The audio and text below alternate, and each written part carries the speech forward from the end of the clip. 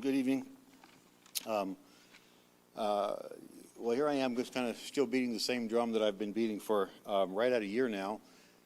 And it seems like a lot of the discussion this evening skirted around an elephant sitting in the room, and that, of course, is the trans issue in the locker rooms.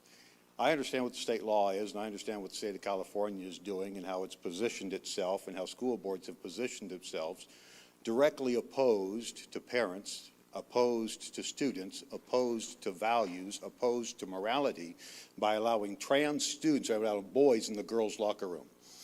I heard a lot of comments about used tonight about different situations which apply to most everything, but not to this issue.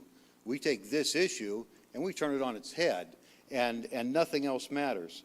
We heard about reasonable accommodation. I'm in the housing industry. I know about reasonable accommodation and reasonable modifications. And I understand what that means. If somebody's got a particular issue, something needs to be addressed, something that needs to be addressed, a problem that they have because of a disability or because of a belief or because of any number of reasons, we want to accommodate them because we're caring people.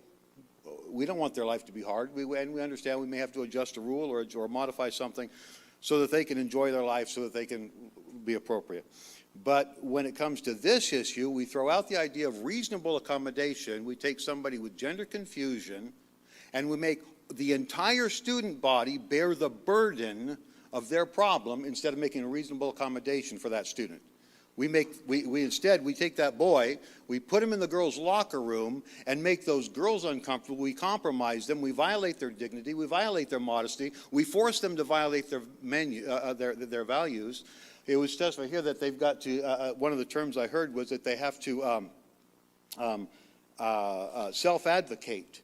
These kids don't even know what that means, to self-advocate. They just know that for years they've been told that they can't say anything because it's going to create an unsafe situation, that they've got to keep their mouth shut. They can't speak out and stand for themselves because somebody else is going to be made to feel unsafe.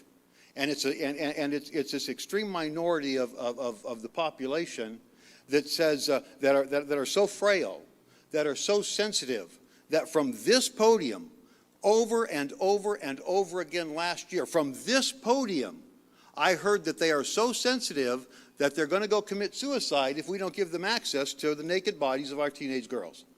That's ridiculous. We heard we want what's best for our kids. Yeah, we want what's best for our kids. Not just this one. Within reason. We're completely without of reason. We said the accommodation request for changing was between a handful and as many as 2. I know for a fact that in my one daughter's one class that there were tens